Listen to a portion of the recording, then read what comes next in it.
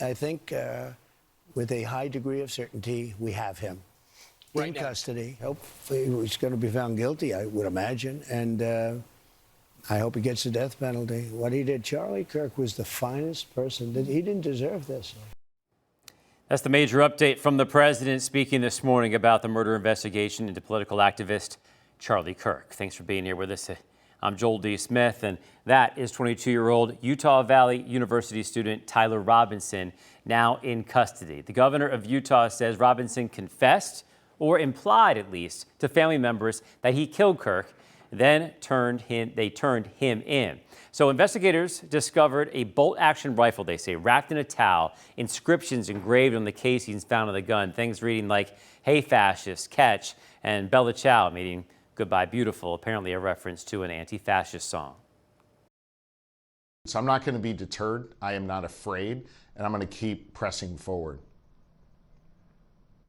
Well, that's Governor Josh Shapiro, among many political leaders, calling for an end to political violence. He was on CBS Mornings today.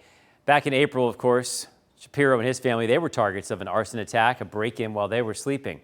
Utah's governor calling for an end to political violence as well, calling this just an attack on all of us. This cuts to the very foundation of who we are, of who we have been, and who we could be in better times. Political violence is different than any other type of violence. So Utah does have the death penalty, and some officials are suggesting they will seek it in this case. Locally, the school district of Lancaster working closely with law enforcement after an employee reposted insensitive comments on Charlie Kirk's death.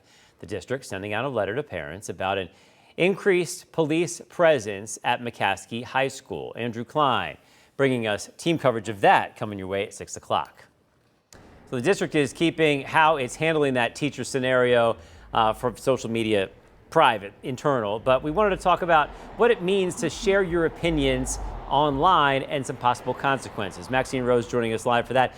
Maxine, we know when we sign our contracts, we know we can't do that. That's part of our job. What else have you found out there when it comes to folks sharing things and how they feel about that?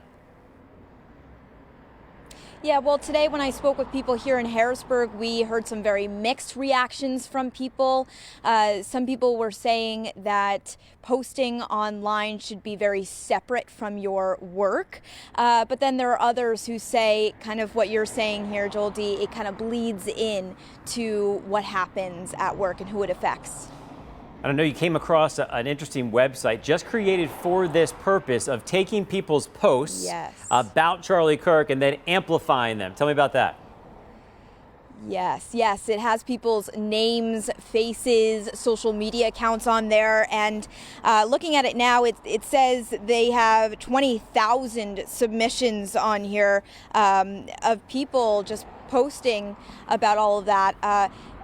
That is coming with a lot of controversy in itself. People are not exactly a huge fan of amplifying those people, but at the same time, Joel D., again, you know, some of these posts that are being talked about in this website are also not really people.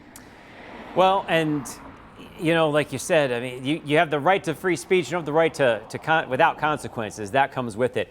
Give me a final word on here in terms of kind of talking to other people about this, what you heard.